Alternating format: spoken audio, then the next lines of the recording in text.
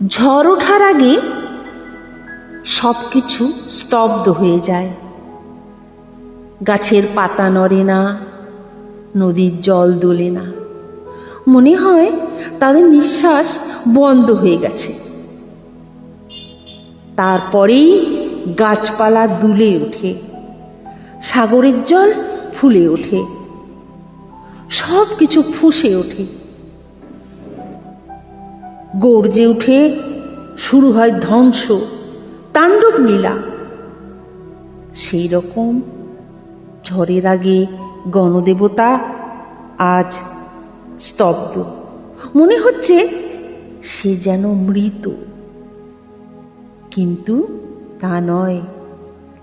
এটা তার রুখে দাঁড়াবার ইঙ্গিত।